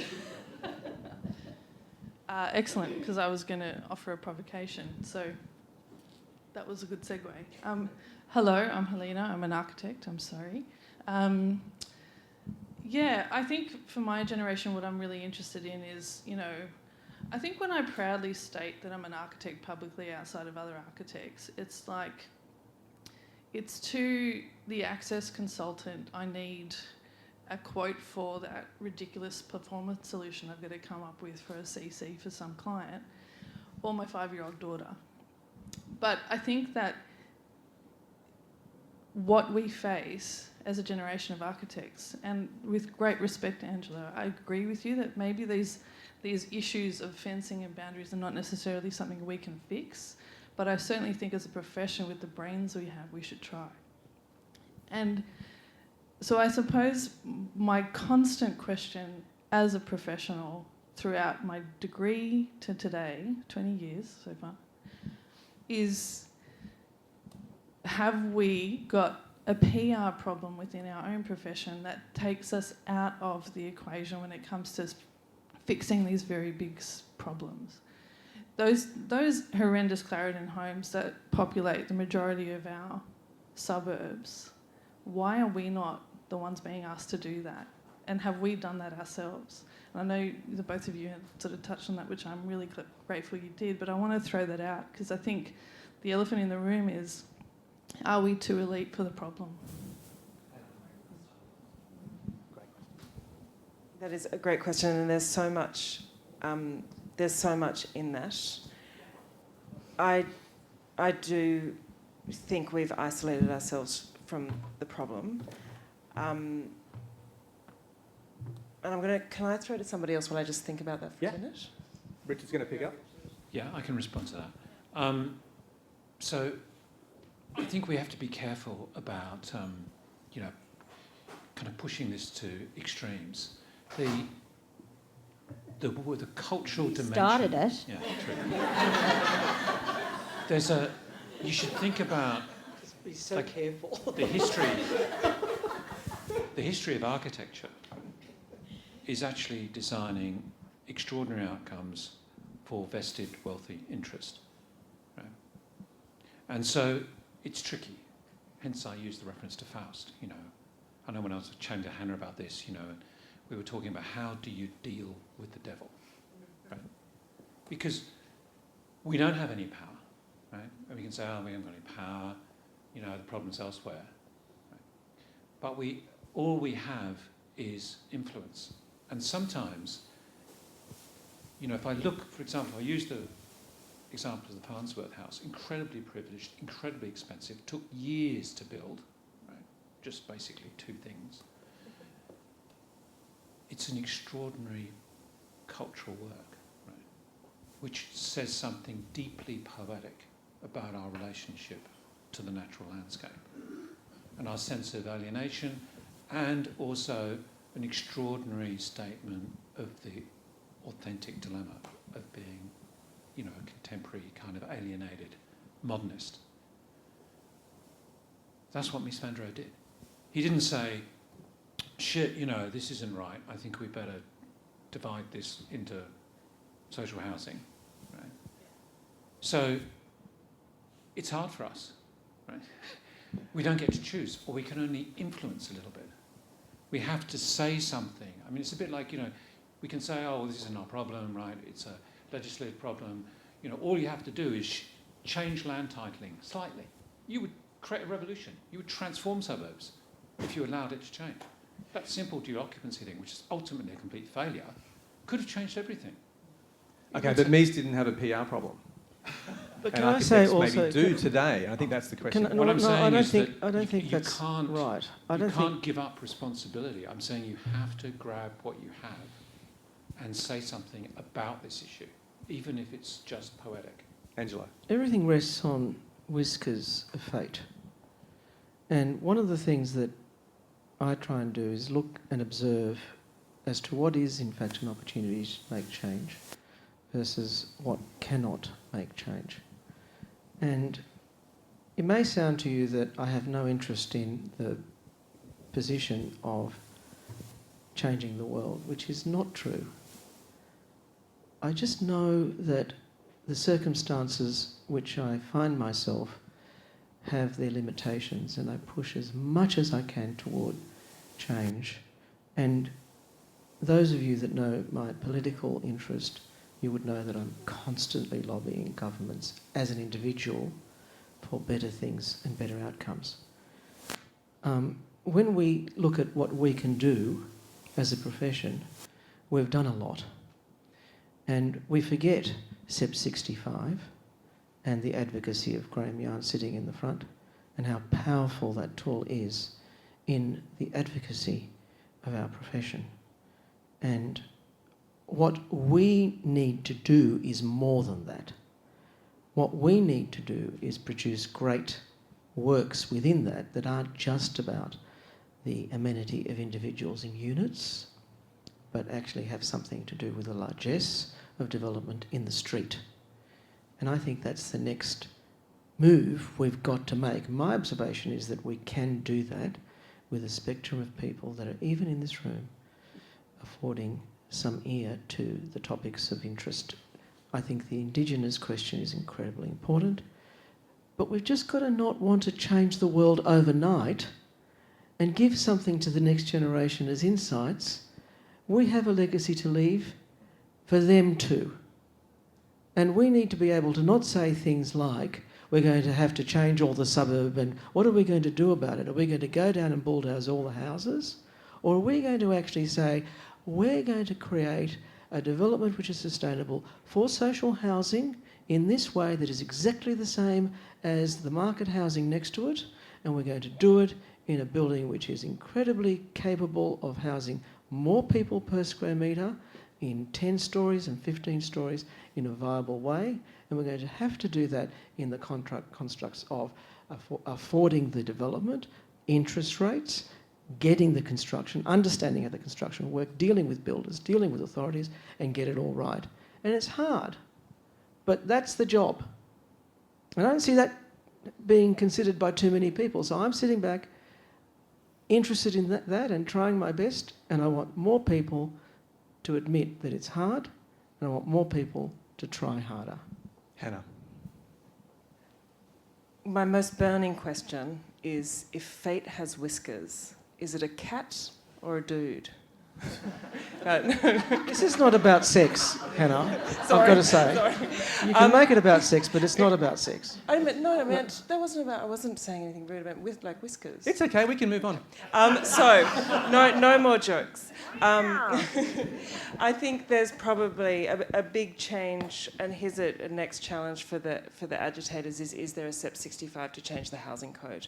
Because I think, to Glenn's point about eave overhang, boundary setbacks, all of those buildings can be built without a normal approval process or an approval process that where it goes up to an alleged expert panel at council. And then I think in some of our suburban councils, we've got a real problem with how the work of architects is reviewed. And I think I've very publicly made myself a noose by saying we're having terrible trouble with Inner West Council, inability to read plans, unbelievable conservatism from the Heritage Department, and we're looking for people to get on a bandwagon on that one, because I think it is a massive PR problem for architects that we can't say, yes, Inner West Council, you have exquisite heritage buildings, or you have stamped out terraces from England, and we will meet these buildings peer-to-peer. This impulse over a whole local government area that we would be subservient. They used a word, can't you just make it more? I wish I could remember what the word was. It was so insulting. Heritagey. Heritagey. So I think there are a lot of ways in which we do have a PR problem, and I think there's some really urgent agitation to be done in the political space. A lot of problems, obviously, to fix, and the person to fix them is obviously the head of the institute, Adam. Excellent segue. I was going to make a small provocation and ask you each a question, because you're all incredibly intelligent people who have been working in the profession for a long time. I would make the observation that we exist in a very privileged position. Our opportunity to do alts and ads comes from a very privileged position that isn't necessarily shared globally. And there are places in the planet that actually deliver housing far better from a far better position. And if you took someone like Vienna, where 70% of the dwellings are actually owned by the city or by the government, they have a much more position about a custodial relationship with property as opposed to an ownership relationship with property, which I fundamentally think is one of our challenges here. So to the question, you're all telling us that the kind of individual dwelling is difficult, and actually we need a bit of a revolution, and I'm all up for a revolution. I'm happy to lead the revolution. But I want to know what you would ask for from government, because we can't keep complaining about the issues when we need some really actionable changes. And the provocation at the start was maybe we should tax people double for building an individual house, was not a kind of a glib kind of throwaway line. Should we be doing something like that? How do we get some change to actually happen in a way which is meaningful? And you actually have to answer it really quickly. Yeah, in a bullet point each. I would say the answer isn't penalising or stopping people doing things. I actually think it's opening up space for us to do something, to make change. So it's looking at what's restricting development. So what is it? Property title. Right. That's what you have to change. I've already done this. I would ask the government to develop model housing. I would ask the government to invest in social infrastructure so that people's sense of belonging is beyond the house and the fence. Here's a job for the Institute. I would send an education body into all the authority bodies, all the local councils and regional planning panels, or even if you've got some planners in there, and get some eminent architects to give history of architecture lessons. And also the other thing, so that's one, there'd be an education and reading plans for people, being able to distinguish what's good and what's not, and consistent. And then the other one is to go into areas and help local councils identify actual sites and opportunities for housing, for cultural events. Write briefs for competitions and then do it. And just stop building so much bad stuff. I noticed you weren't taking notes, Adam. Great, okay. We've got time for, I think, one more question. Sorry, I've got him first. Daniel first, then two more. It is a question. Great. Thank you very much for this amazing conversation. Just sort of 2 points of clarification.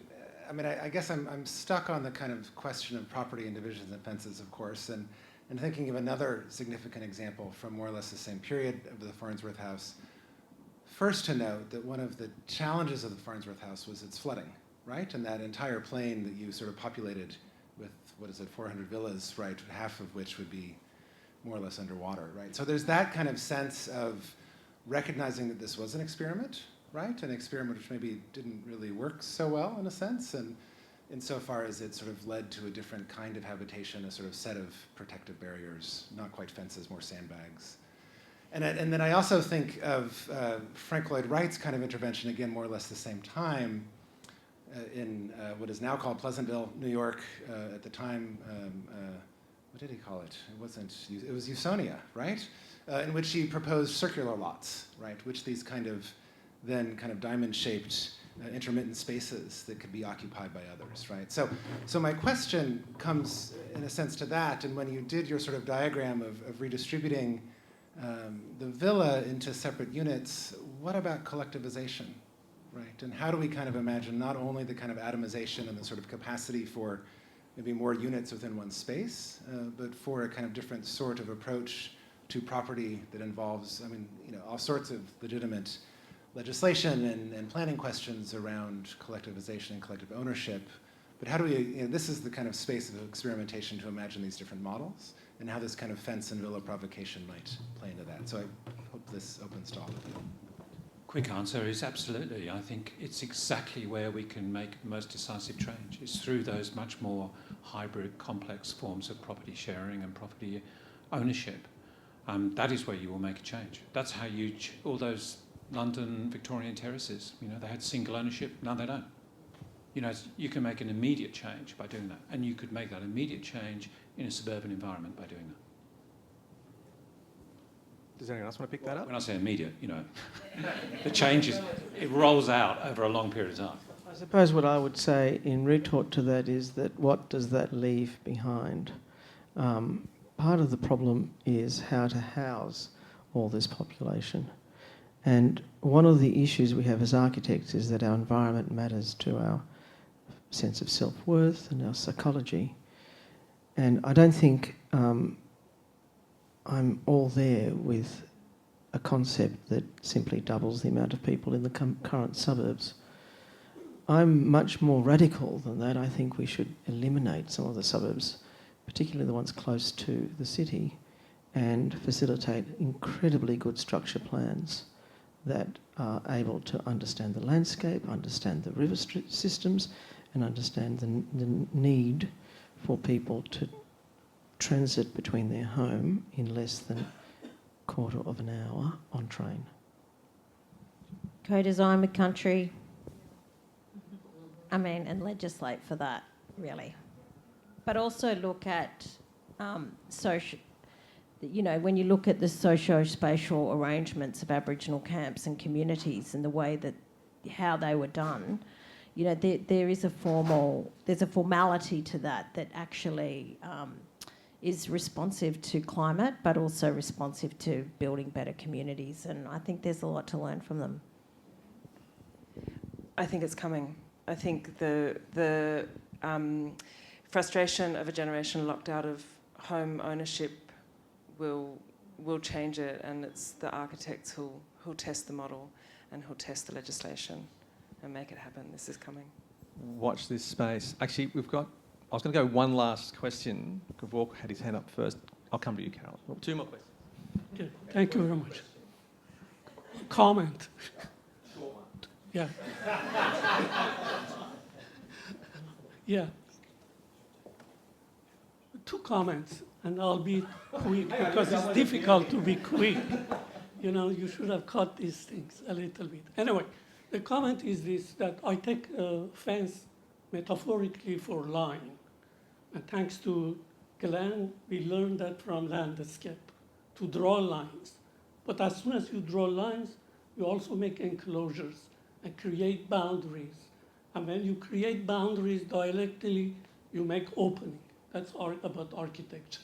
That's where architecture starts, with that creation. And Mies and Le Corbusier, those two villas that it was were the greatest contribution in this dialectics of making openings. But the openings, you would understand, if you compare this section with Le Corbusier's Villa Savoie section, that blows everything up. And that comes to one of the greatest things today I heard was Hannah about the issue of domesticity and destroying these boundaries of domesticity, which in Mises architecture becomes almost nothing left of those boundaries. That's the first comment. The second comment, I totally disagree with every intellectual discussion in this country about architecture. Very serious issue, because already I have been accused that I am destructive when I talk about Australia, or no, dangerous, sorry. So the issue in Australia, that again, Glenn understood what is the issue in Australia, landscape. And it was great. Took me, put it in the landscape, and worked on it towards what becomes. Because that landscape is the issue of the unconsciousness of this country. Because the landscape hasn't been occupied. 99% of landscape is out there. And that's the unconsciousness of Australian architects, how to think about landscape, something not tangible as such. And that's a big issue. The government itself is the source of problem in this country, and like every other country. Thanks, Phil. I'll take it as a comment. Actually, unless Alison wants to respond. That was all about landscape. I'm all right. No. And then last question goes to Carol. Thank you.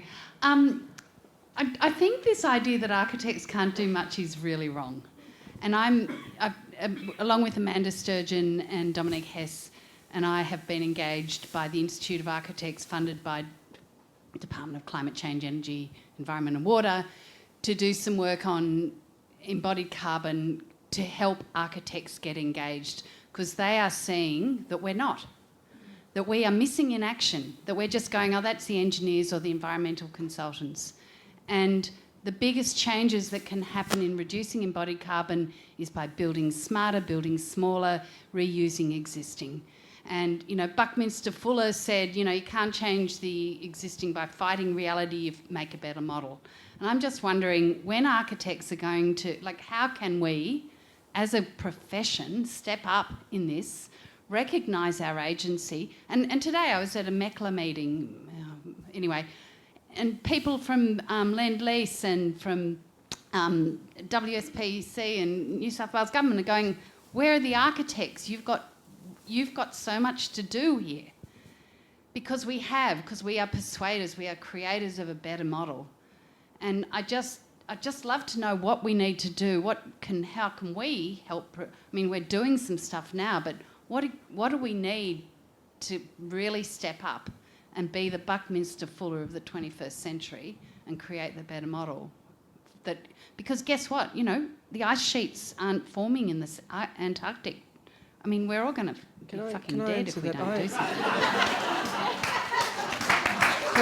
Can I answer this? I think you're absolutely right, and we have a body called the Institute of Architects, and what we should be doing is instead of criticising it every day, what we should be doing is finding ways to formalise our position through the peak body that exists and support it and ensure that it has longevity and relevance.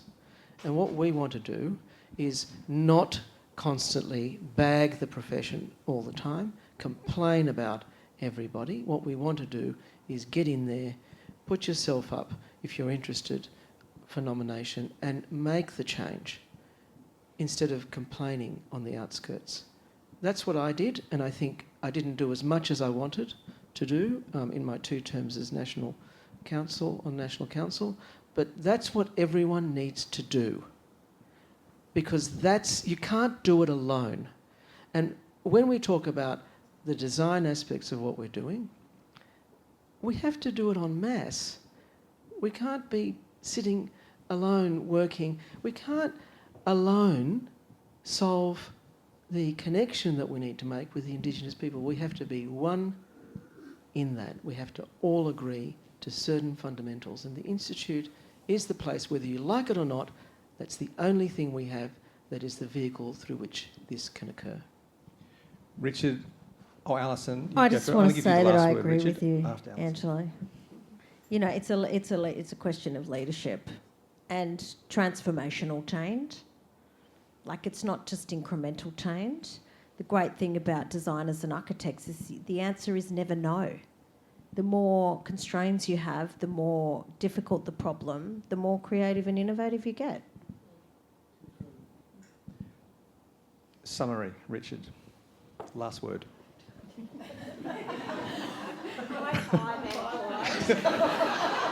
Did we get that on film? I would certainly back the Institute. I think that's 100%. But what I'm trying to suggest in this little collection of essays is the issues we face are really complicated and they're really difficult and they're painful. They're painful for us, I think, and they're painful for us in addressing the guilt that we all carry, and there aren't easy solutions. And I feel, and I know when work I've done in New Zealand, it's slow, it's time, it needs time. That's the time and listening. Angelo talked about that. And the trouble is that the processes that we all work in give us no time. And the risk we face, and in my view certainly in terms of dealing with issues of reconciliation, is that we will just try to do it quick and tick a box and push it in through our processes, right? That we actually need to sit with these issues, think deeply about them, and I think get together and talk about them. I think it's hard. Richard, you gave us the fence and the villa that started all this off. Thank you very much.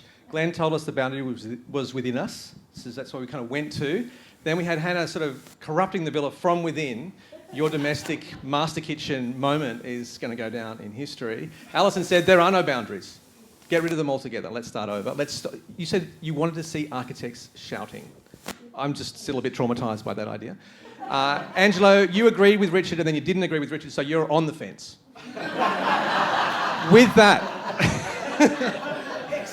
can I just say thank you so much to our wonderful panel this evening. It's been a great chat. You've been amazing.